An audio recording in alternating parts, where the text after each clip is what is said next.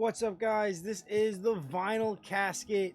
Give me a second while I just tweak that. Okay, that should be. I thought I had everything tweaked out before. All right, there, we're good. This is the vinyl casket, home of the lamest taste. I am your host, Nick, and like always, we have another comic book review for the week. This is my weekly pickups and haul. We're going to start off easily with something that I have not gotten around to read yet because it's going to take me a little bit of time. It is the trade paperback from Machine Gun Kelly for Hotel Diablo. This is his second to last album that dropped before Tickets to Your Downfall. He decided to come out with this. It has a bunch of really cool creative, team from guys that were featured on Future State Green Lantern, Ice Cream Man, Generation X, the Jean Grey solo series, Doctor Who's comic series. Art in here is incredible. I have not gotten around to reading it, but I will, and when I do, I will do a standalone review on just this trade paperback. So without out of the way, we will hop into Marvel. If you don't know, every week I pick up a bunch of comic books and I do my reviews of what comes out that week and what I pick up. You can check out all my videos on YouTube at The Vinyl Casket. If you're watching this on YouTube, please subscribe, like, and comment. I really appreciate it. If you're watching this on Twitch or you're watching the VOD on Twitch, please follow and subscribe. I really, really appreciate it. And if you guys get bored, you can go on Instagram and follow me at Vinyl Casket and Vinyl Casket Comics. I have a bunch of records I'll be posting on my record collection, like within the next week or so. I took the photos. I got one up right now. And the comic page, constant post. So with that, we're going to jump into Marvel. We have 2 Marvel books. And we got X-Men. This is issue, 4? I had to think because they just renumbered everything. Originally, after House and Powers of X, they did a 21-book series. And the reason I'm dropping a lot of X and a lot of Marvel titles right now is the fact that I just don't enjoy these story arcs that are just being pulled for issues and issues. So like you'll have a simple story arc that needs 2 issues, maybe even 1, and it will last 8, 9 issues. And then it'll disappear and then it'll come back and it's still not finished for some reason. I just didn't put the dashboard. I just don't get that. Like, for me, it doesn't make any sense. What I liked about the X-Men series before this from Jonathan Hickman was that there was just every issue was like a standalone one-shot that contributed to the overarching plot of the X books, but didn't drag into countless issues. And so far with this new series, I'm loving it.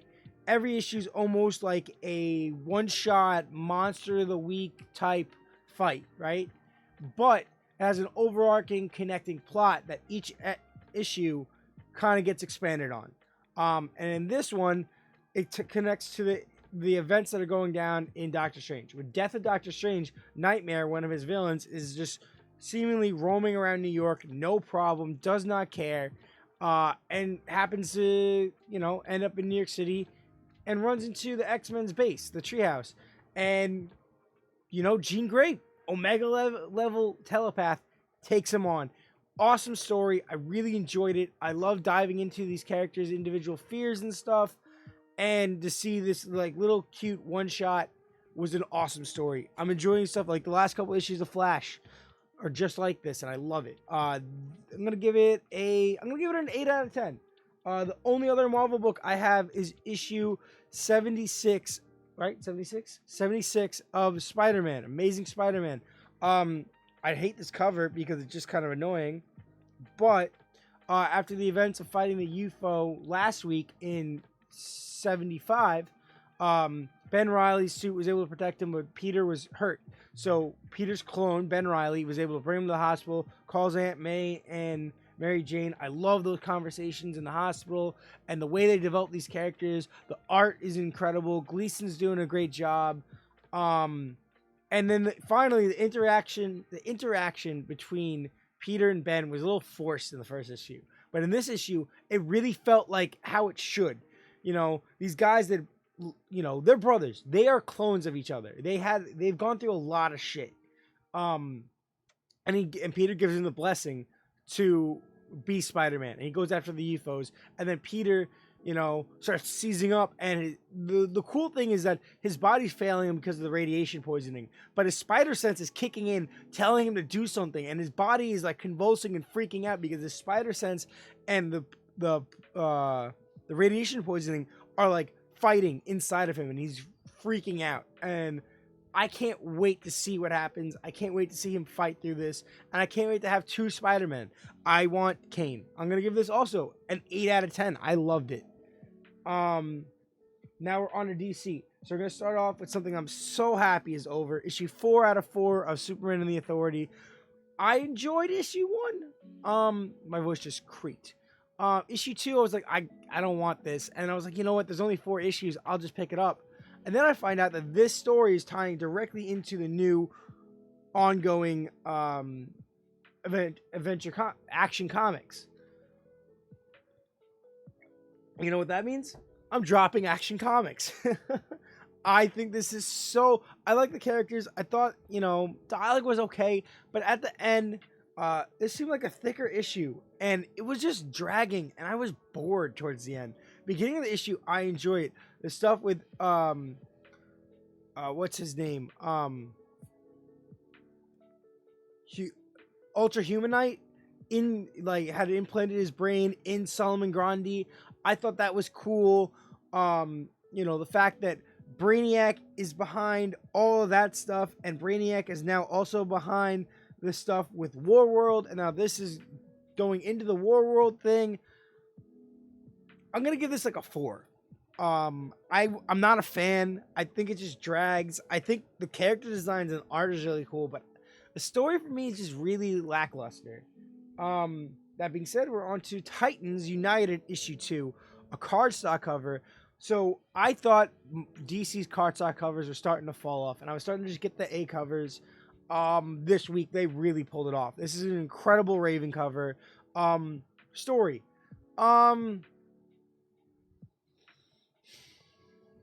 We really haven't learned a lot of why this guy got all the powers of the Teen Titans and then died. But now Kite Man is doing it, and I think Kite Man's gonna die. I don't know. Kite Man's beating the crap out of Hawk and Dove.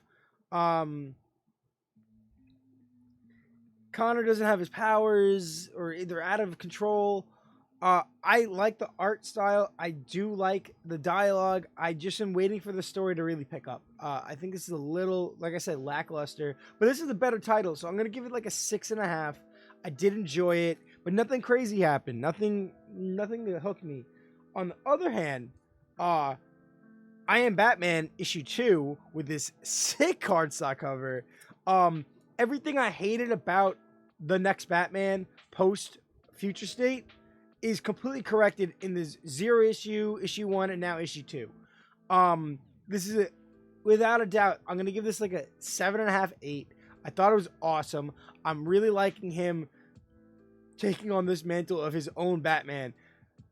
The ideal of Batman has been dead in his mind for a long time.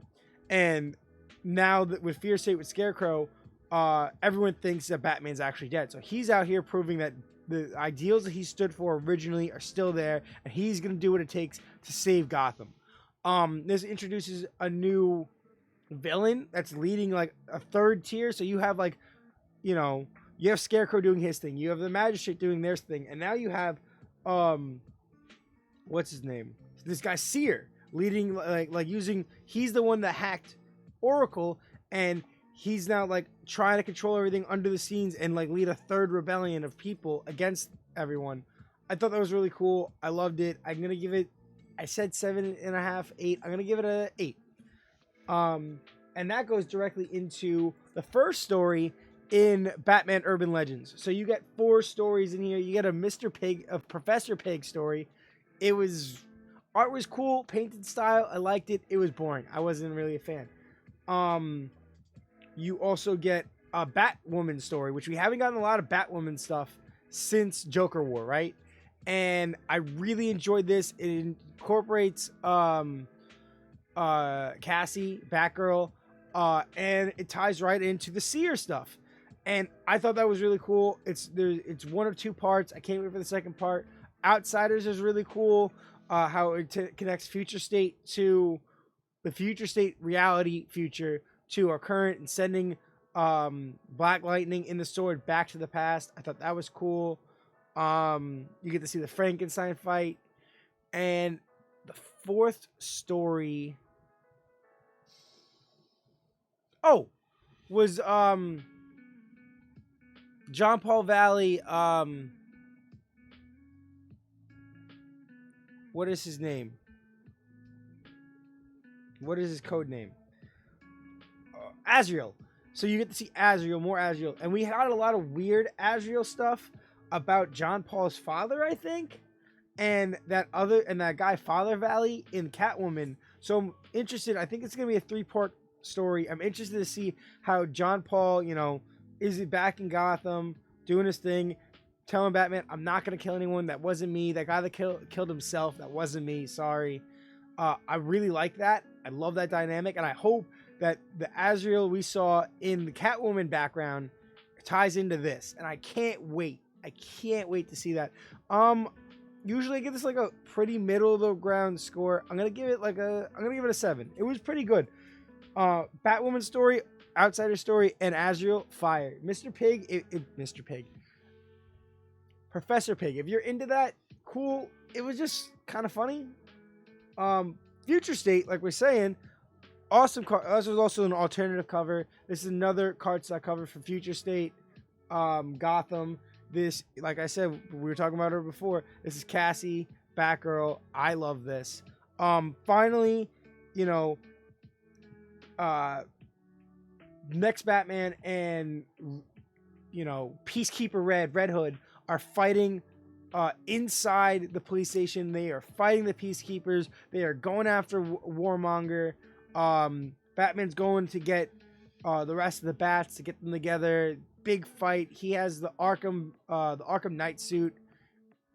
A lot of action. I'm gonna give it a solid 7. It was cool. I like this.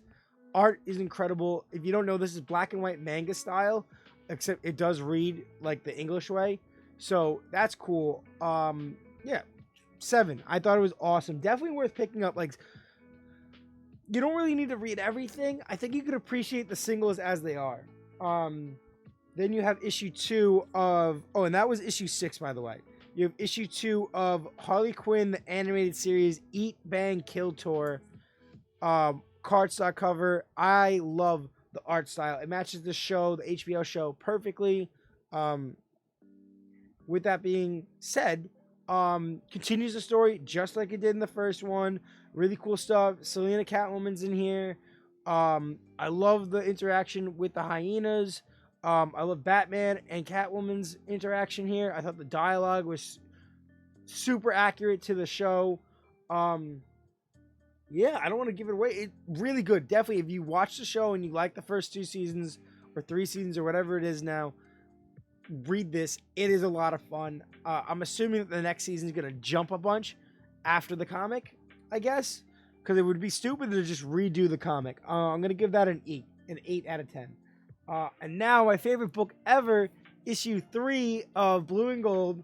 They're not really doing any cardstock covers for this, which is a shame. I would love a nice big, booster right here. So you have the revelation that Blue Beetle's now broke. They can't afford that office space. The aliens from the first couple issues are back. They fight them, outwit her. Buggles is a new invention by Blue Beetle. Really cool, fun story. I love the fact that they live stream their fights and there's chat bubbles everywhere. And one of Booster's friends from the past comes and offers them a space to do Blue and Gold. Really cool. I'm gonna give it an 8. This is awesome. You should definitely check this out if you're into like underrated heroes. I think this is super fun. And finally, my pick of the week is Joker 8.